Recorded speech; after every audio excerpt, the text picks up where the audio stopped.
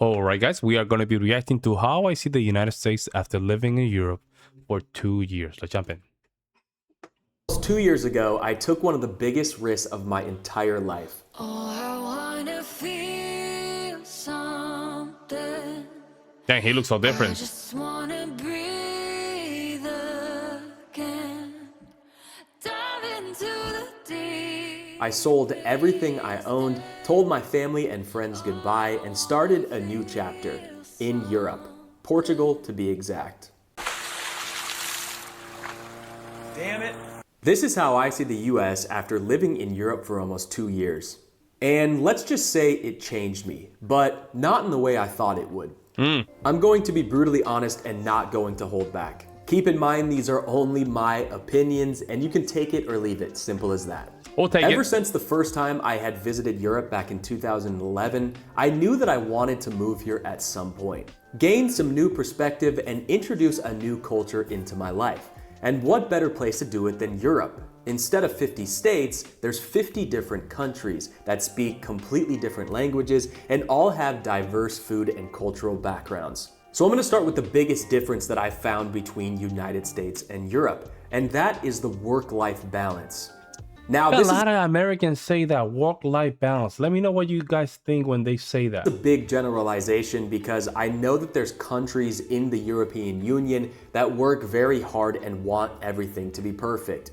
Germany. But for the most part, it seems that one of the most important things to Europeans is their quality of life.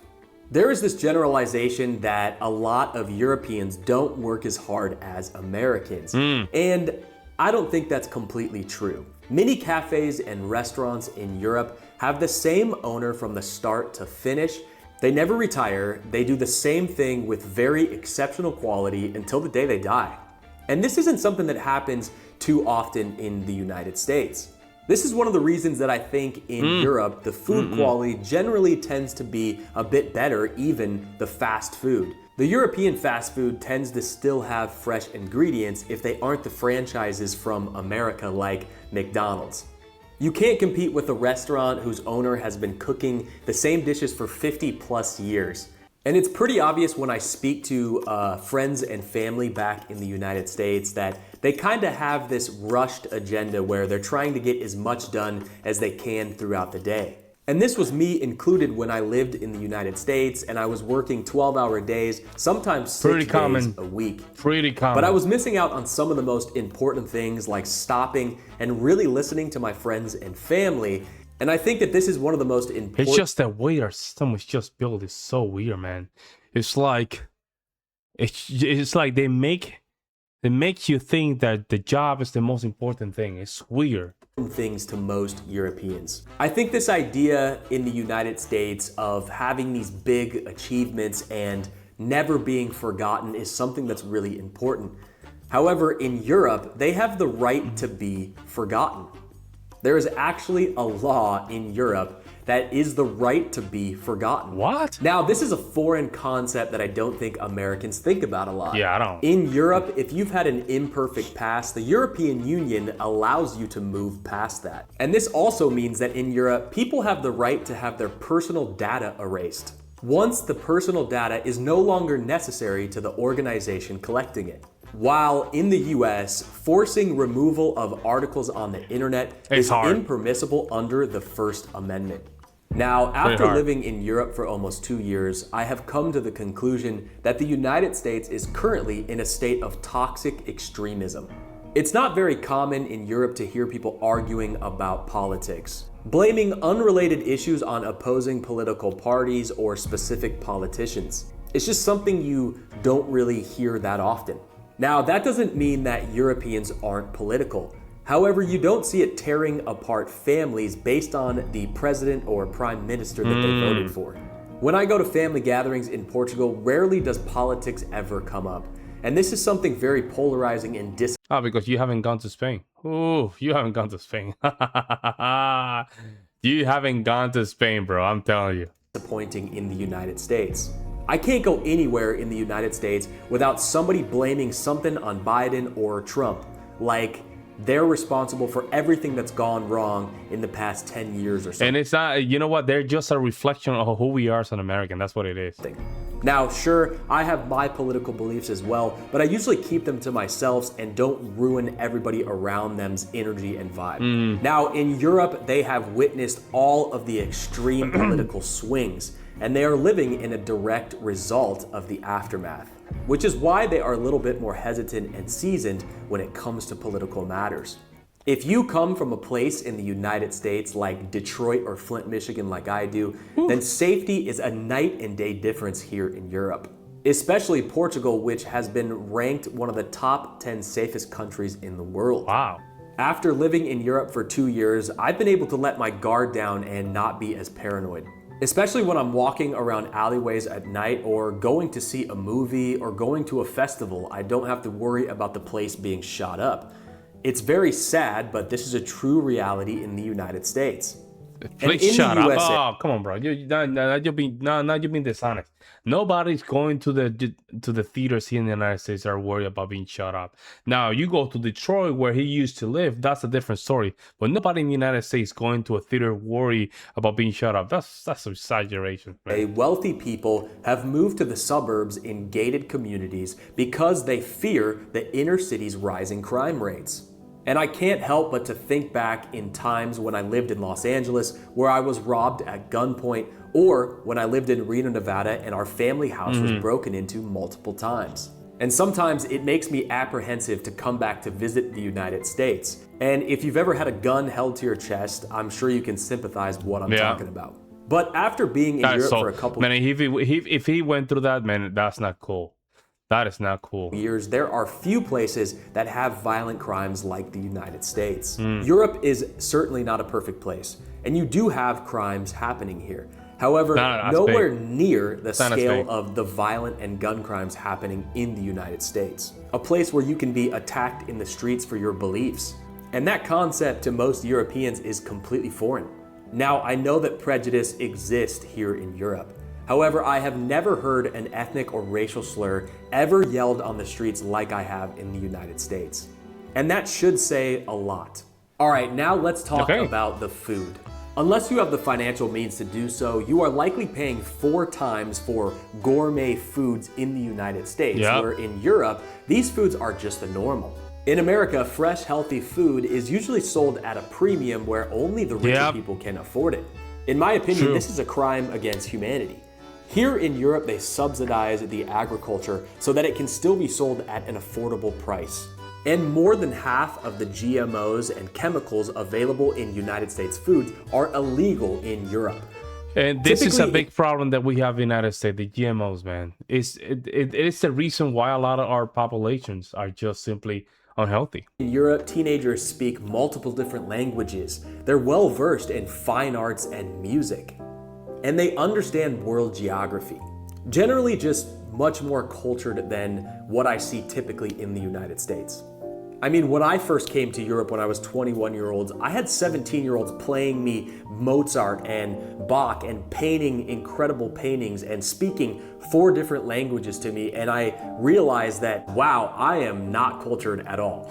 And I think a big part of this is attributed to the education. All over Europe, schooling is free. And some of the best universities... That is not the reason. You see how they throw stuff like this now and become political? I don't think that's the reason, guys.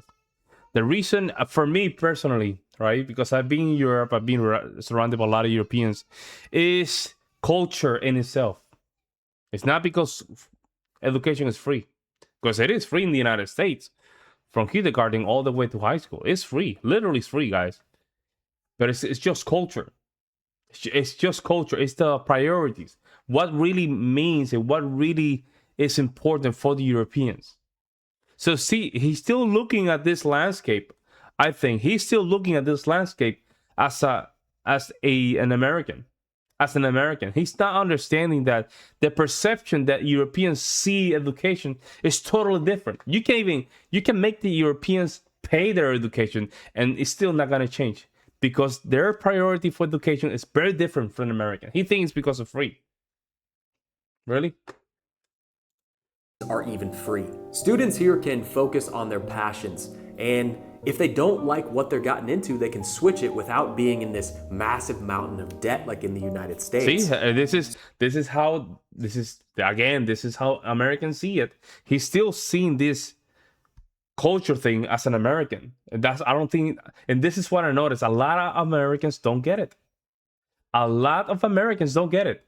It's the priority of the culture. That's why when you see people just speaking different languages, playing classical music, you don't need to have free education to do that. You don't need that.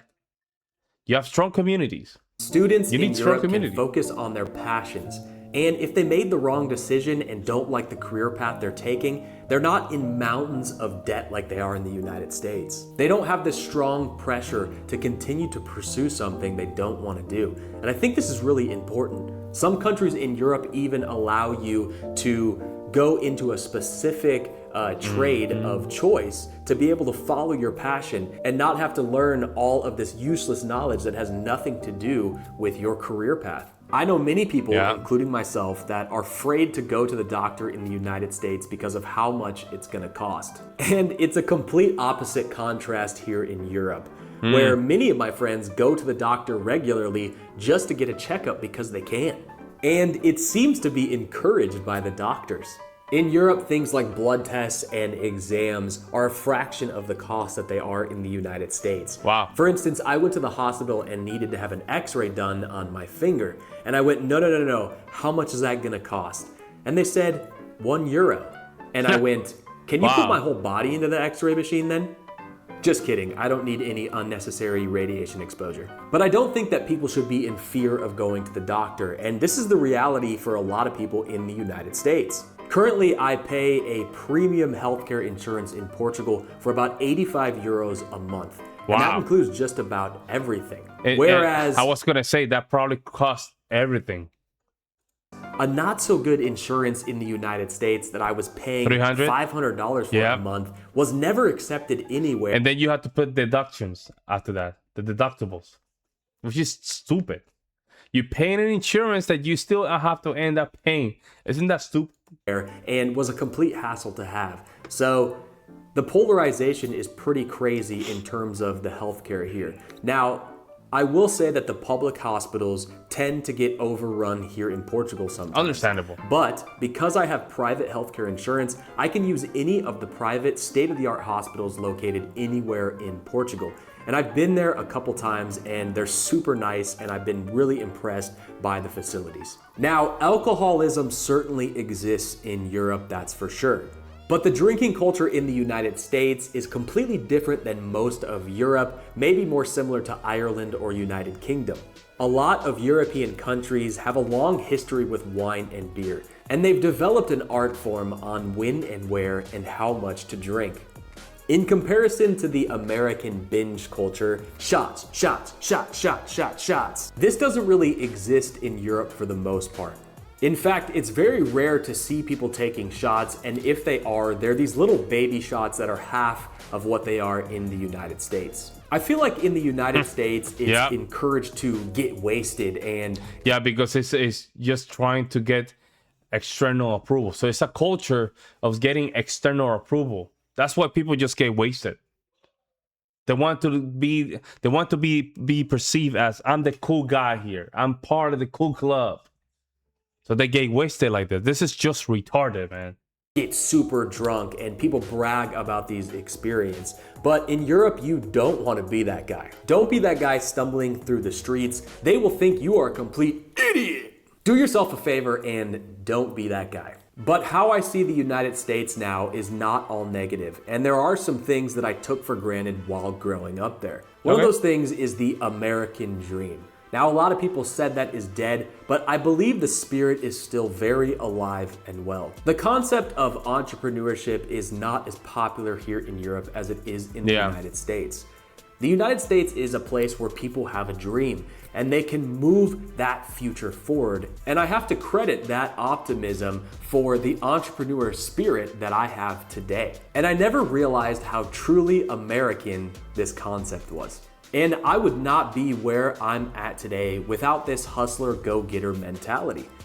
And I have to give massive credit to the United States for That's that. right now. I'm glad he's one of the few Americans that can simply just admit that reality. Good for I think him. a lot of times in Europe, it is this foreign concept to have this grandiose dream where you can live in financial freedom and retire early.